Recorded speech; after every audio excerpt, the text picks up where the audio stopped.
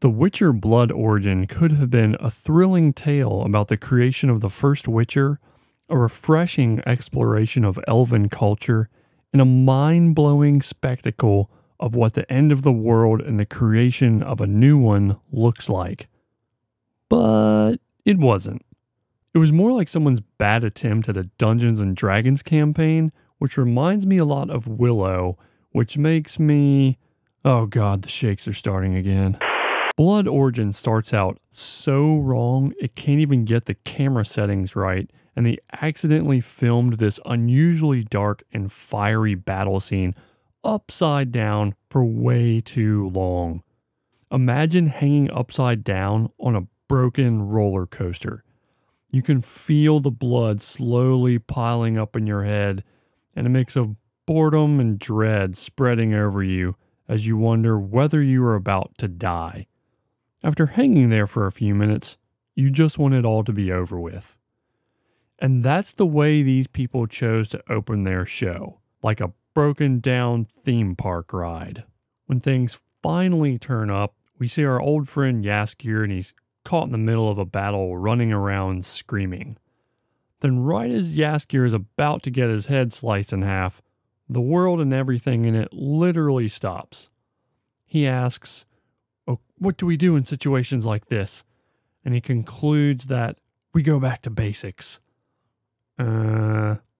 This is cheap modern dialogue that doesn't really belong in this universe, so I know the writing team from Willow served as dialogue consultants for this show. Now, this is both deeply unsettling and, to be honest, quite exciting because I'll be on the lookout for uncomfortable modern speech stupidly shoved in at random points. Anyways, Jaskier should be running for his life, maybe, even pick up a sword and run for his life. We really don't need to hear from him. But back to basics apparently means shouting out hello a couple of times very loudly to ensure whatever is doing this can find you. I think if something is powerful enough to stop the flow of time, it can find you. No need to announce yourself. And sure enough, the powerful being does find Jaskier and shows up looking just like Jaskier, but in a fancy hat. Cheeky. There's another throwaway exchange involving the trope for many names, many faces, that I think must be downloaded as part of the generic fantasy script that all these writing teams are working from these days, because it's also exactly what Halbrand Sauron, or Ron as I like to call him, says in the Rings of Power. Then the being calls Jaskier his own freedom fighter name, the Sandpiper, which I have to say sounds more like a stage name for a guy who performs without clothing on than a brave individual smuggling elves to safety.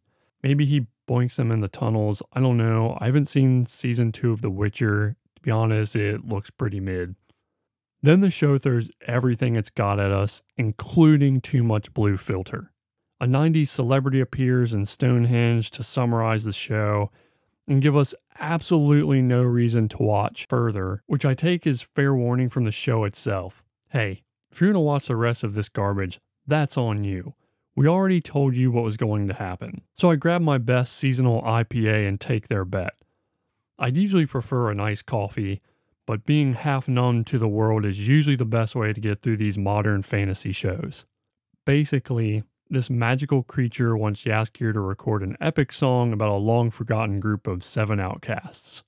As the magical 90s celebrity begins to tell Jaskier about the story, we learn that a kingly elf wants to end a 1,000-year war, and as part of it is promising his bookish sister to an opposing kingdom in marriage. A scheming mage hangs around while trying to discover dark, otherworldly sorcery to, of course, seize power and rule over everyone, because that's what those damn magic users are always doing. However, on the night that all the warring kingdoms are united to sign the treaty, the bookish sister locks everyone in a room as the mage's evil beast shoots lightning out of its eyes and slaughters everyone. So it turns out the scheming mage, bookish sister, and military leader were all in a shadowy alliance to create a new empire. Now, while I'm a sucker for epic scales, even to me, a 1,000-year war seems a bit absurd. I think we should have gone 10,000-year war or better yet, like a million-year war, because now that would be truly epic. Or hey, we have billionaires now, so why not like a billionaire war? Yes, that would be truly epic. Meanwhile, a level 12 elf warrior with a big axe who is caught diddling the princess who is now an empress is sent into exile.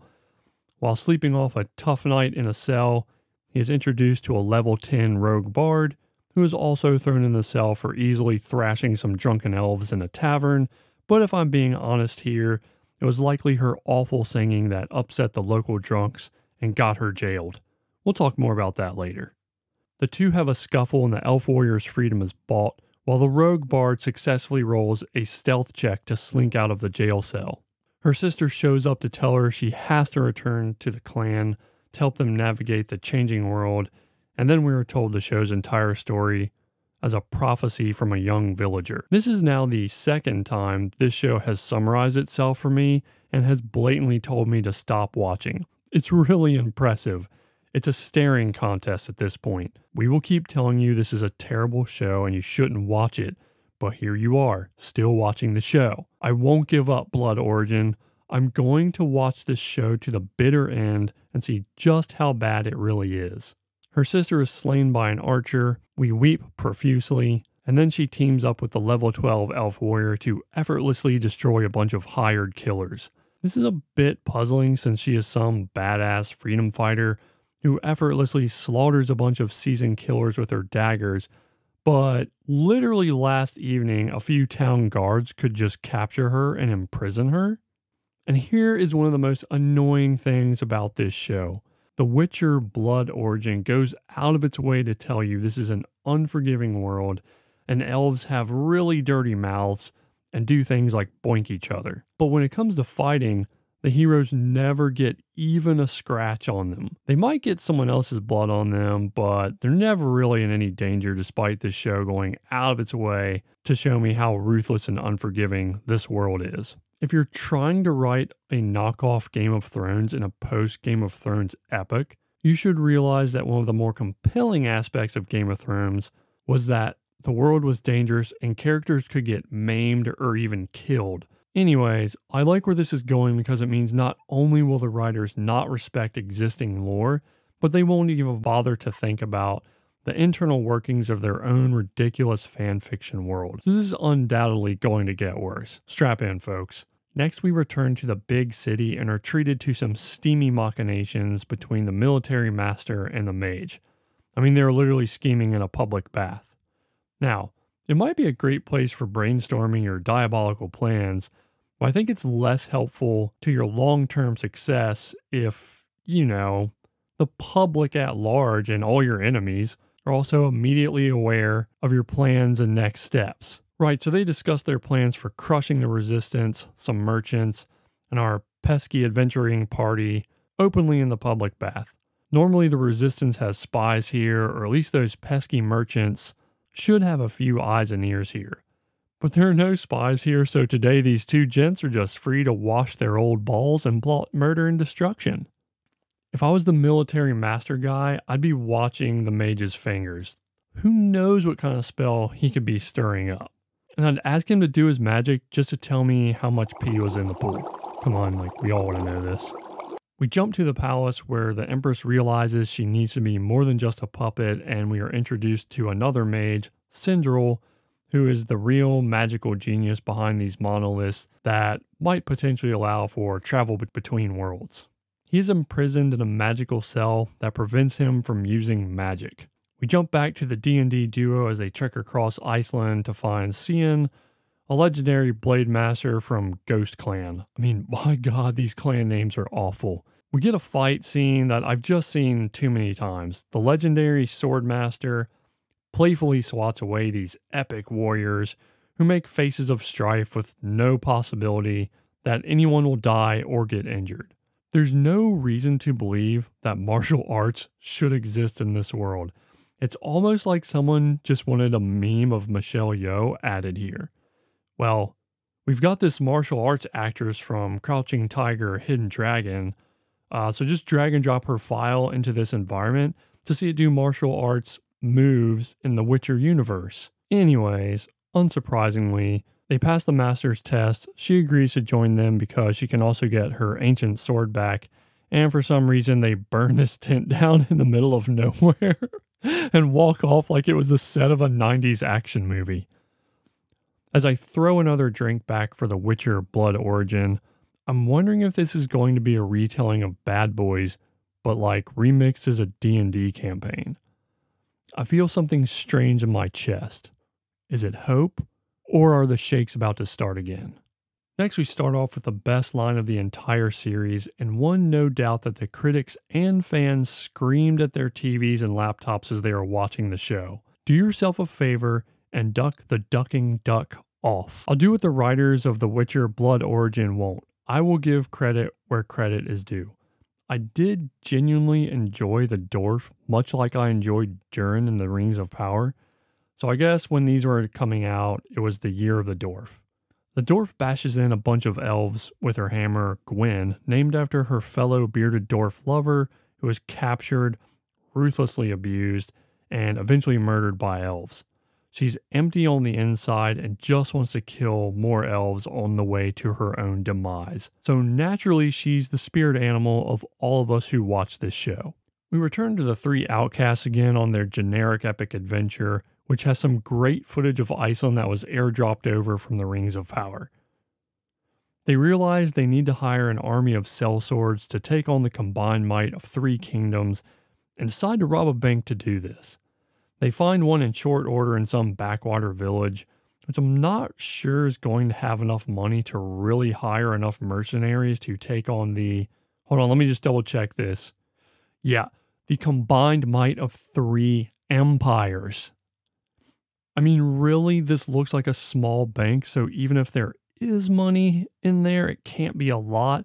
So I'm not too confident the sellswords they hire are going to be of any quality, you know, like the ones Dany was able to hire in Game of Thrones. They stare intently down into the village, no doubt devising an impressive plan to rob the bank. So are we going to get like an Ocean's 11 style banger embedded in this show? It falls to the master sword person from White Claw Clan to give us an order which will echo out across history. We approach from the tree line. I'm sorry, what? You don't have an army. There's only like 3 of you. It's a small village surrounded by trees with no obvious road in. So I think no matter which way you enter the village, it's going to be from the tree line. So they enter the bank. A dwarf banker tells them the money's all gone. And then a squad of about 40 soldiers show up to surround the bank and wait till these guys either come out or starve to death. Wait, no, they don't do that?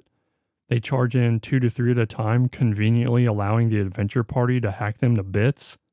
Let's add an extra WTF because of how incredibly dumb that one is. The bard tells her massive army of 2 other people to, oh God, form up. I mean, what formation can there be when you only have 2 other people to fight in close quarters combat?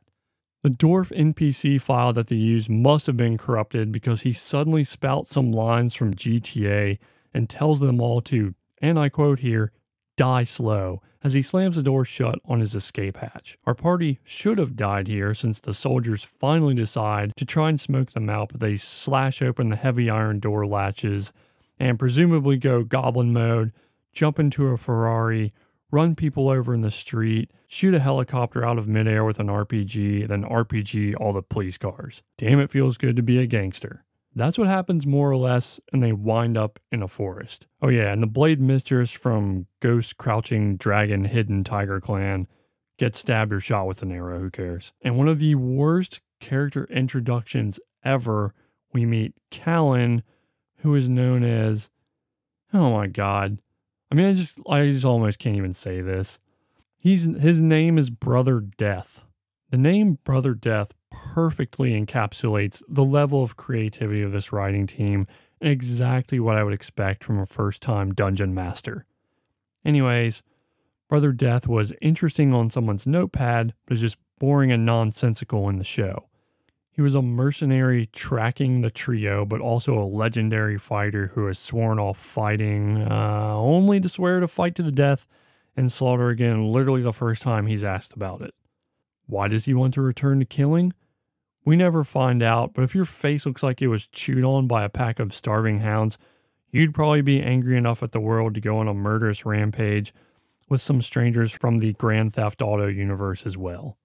Meanwhile, the Empress is sneaking around the city and only after literally bumping into the military master begins to spy on him. You would think that being a career military fellow, he might have better situational awareness, and if he bumped into someone wearing a hood during the middle of the day, when most people aren't, he might stop that person and see what they were up to. You know, you might think that he would develop those kind of instincts during a life where those kind of details are literally the difference between life and death. Additionally, you might think that he himself would be wearing at least a little bit of disguise since he is sneaking around in broad daylight to apparently check in on a forbidden lover he has. He does neither of those things because this is The Witcher Blood Origin, where the characters are just idiotic extensions of the writers themselves.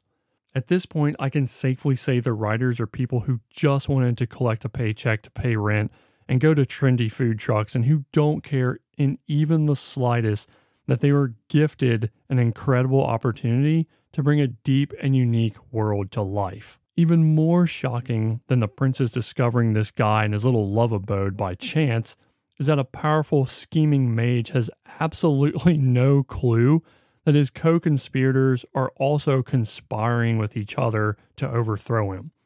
But that's the difference between a series like Game of Thrones where, you know, characters can have legitimate motives and aren't complete morons, and this one. Back in the forest, Brother Death is leading the party to a sorceress to heal the computer script version of Michelle Yeoh. They don't have a Ferrari and are back in the generic medieval universe instead of the GTA one. This is the obligatory part of the show where we get to see just how disturbed and unforgivable these characters really are. This is what passes for deep in so much of modern writing. Cheap drama quickly penciled in to shock an audience who's shown up just to have fun. So the Dream Empress pukes blood on the elf warrior while they're bonking, and the other elf bard burns a bunch of people alive for her clan. We're never really told the importance of these disturbing visions, but we do know that they start in a forest and wake up in a lake? I mean, sure, why not? Remember this mage, Syndril?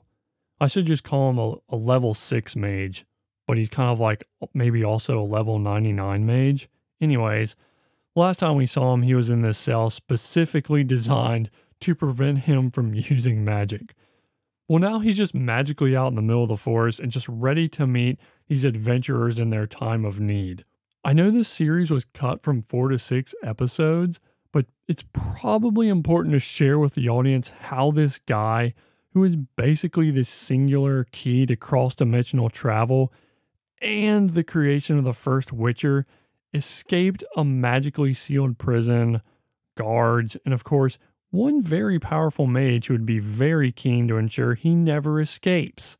In a jewel of writing that I'm sure will stand the test of time, the mage says he didn't tell them they would have to revisit their dark pasts in the mist because, and I quote, they needed a clear signal. So am I to assume that these giant monoliths are actually cell towers or giant routers?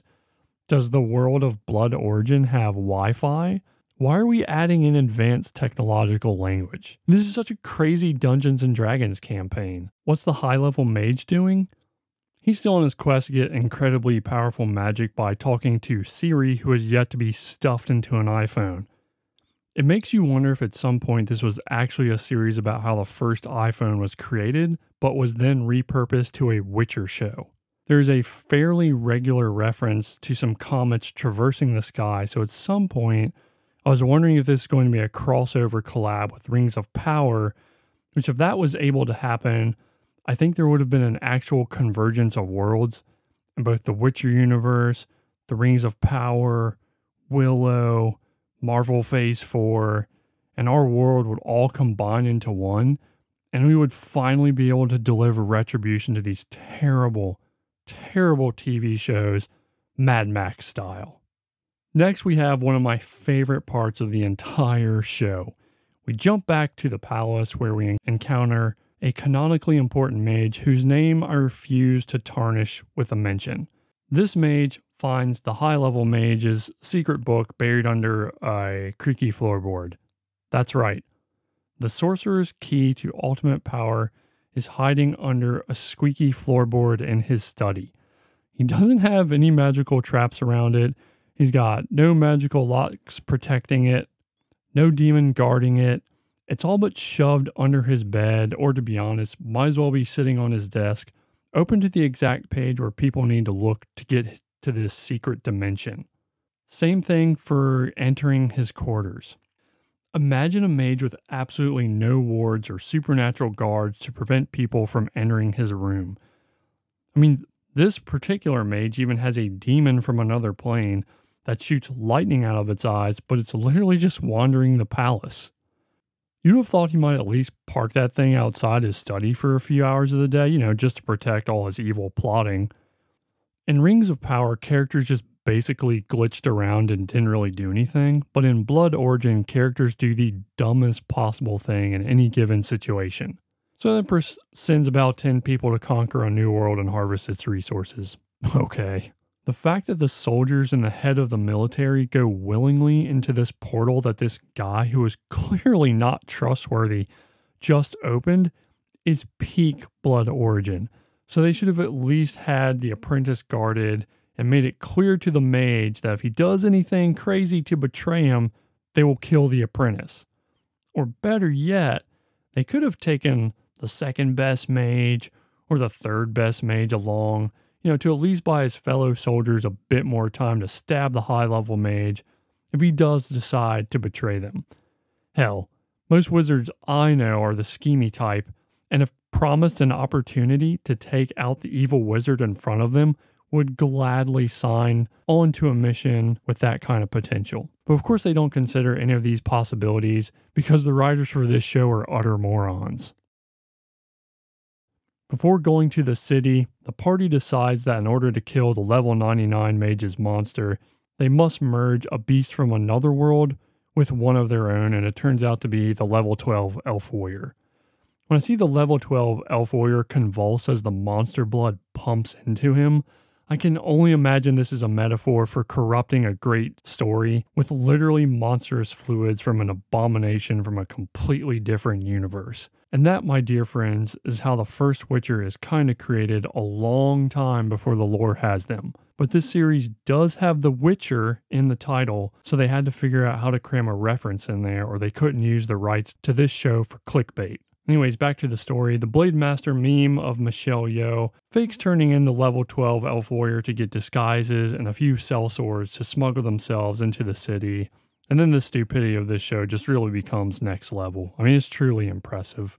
They kill the palace guards, and rather than storm the palace, which based on the 4 people guarding it, I'm going to say isn't too heavily guarded on the inside either, and suggest that, they could just easily overthrow this regime. But they instead decide to do a real Blood Origin move. Just wait for it. Instead, they go to the grain silos. Imagine coming to raid the palace and then telling everyone, hey, wait, let's go to the grain silos.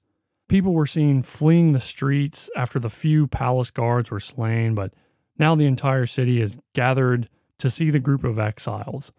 The level 10 rogue takes this opportunity to give a cringe speech, and she decides to sing this terrible song that she always loves to sing again. Sadly, there is no one left to throw her in jail for singing, but the terrible song does seem to send the entire city into a riot. The party breaks into the palace and the level 10 rogue stabs the Empress and gives her the option to remove the knife and die a coward, or leave it in and live with the level 10 rogue singing everywhere throughout her kingdom. Obviously, she removes the knife so she no longer has to hear the terrible singing of the level 10 rogue. I'm not so lucky, so I keep watching this dumpster fire. The level 99 mage, of course, opens the gate to his realm where the iPhone is being made and realizes that he has to make the ultimate sacrifice to get this chaos magic, which means killing his level 2 apprentice. I mean, he couldn't at least lose a finger, get a mild scar, one of those kind of long knife scars on the face, lose all strength in the lower part of his body, the typical big sacrifice required for magic users to get their ultimate powers kind of thing. I mean, the level 2 mage apprentice has had a total of 2 minutes of screen time and has been endeared to absolutely no one, including the high level 99 mage. The apprentice's death is like watching an extra die. I mean, it's just like utterly pointless. So at last, the level 99 mage has absorbed the chaos magic and is flowing powerful chaos throughout his entire body. What does he do with it?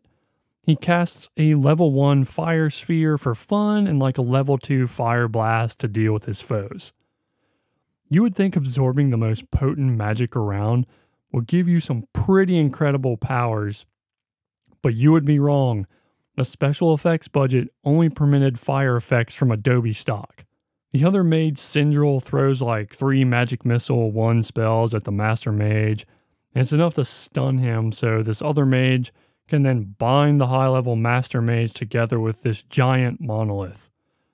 Okay, but as a level 99 mage, you can't figure out how to blast one of these two, or as a level 99, you can blast them both pretty effortlessly, I'd wager, or at least get free by using, this new powerful form of magic that you have that like no one else does.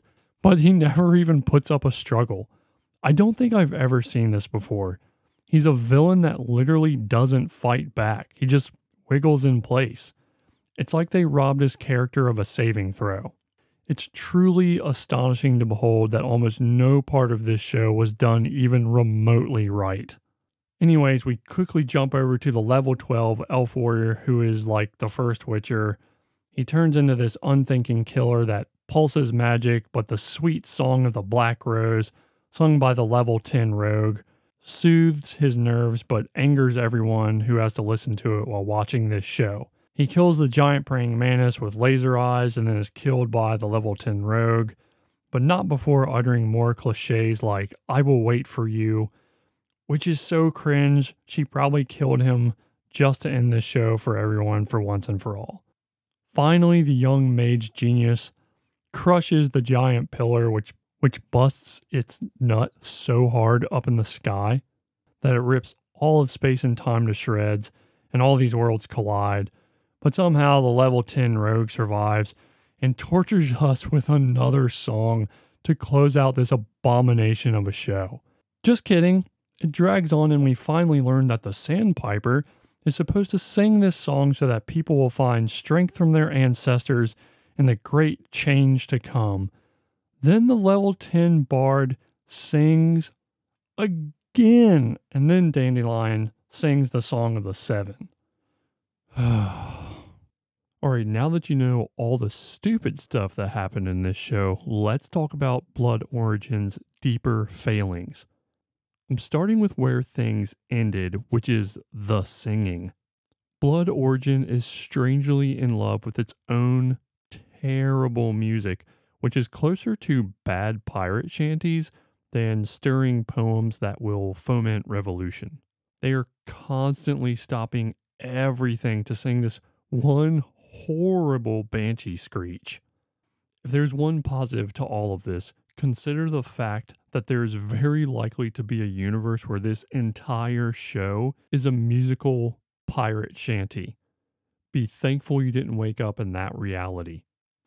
One of the more disappointing bits of a very disappointing show are the elves. There's a great and interesting amount of lore regarding elves that could have been used to inform this story, but the writers chose simply to make them humans with pointy ears.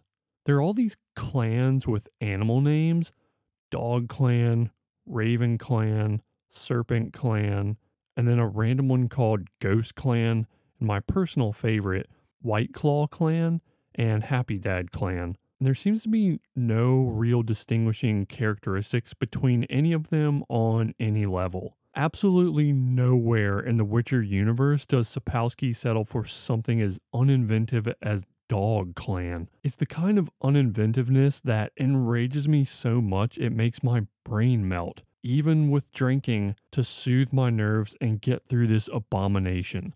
I literally can't come up with an insult as to how stupid and mundane that name is. I think even when I was playing my first MMORPGs, we had better ideas for guild names than Dog Clan.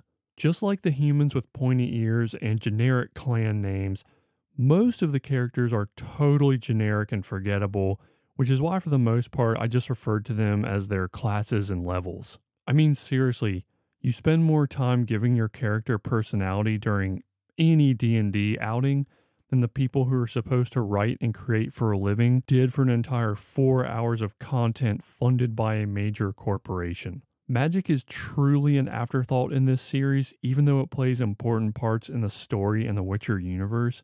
And there aren't even any cool magical effects. They show us a simple fire spell, and that's it. That's all they could think of for showing someone being fused with the insane powers of chaos. This was a huge letdown even for this show. Like most fantasy shows that have come out recently, it's clear Blood Origin wanted to create an epic world, but anytime we were in any of these cities or the palaces within the cities, they were really underpopulated. We also didn't really travel that far throughout the world. A few backwater towns, one palace, one visit out in the streets of a large city, and one barren red desert in a totally different world. For a new and upstart fantasy series, I would have expected and enjoyed the departure from traditional medieval fantasy towns, but when you consider that this is The Witcher, which is based in a European-esque world, 99% of the audience was looking to immerse themselves in that setting. There's supposed to be massive grain shortages and unrest across this new empire, but you just don't feel it. There's no sense of distress from a starving populace, and there's no sense of a growing desire to topple an empire either from the Band of Seven or the capital P people. The strongest desire I had while watching this entire show was to hit stop and never watch another second of this boring fantasy campaign. Much like the Rings of Power in Willow, The Witcher Blood Origin turns out to be another piece of soulless corporate content which may or may not have been written entirely by a budget version of ChatGPT. It was an unnecessary destruction of a legendary fantasy series that let fans down everywhere.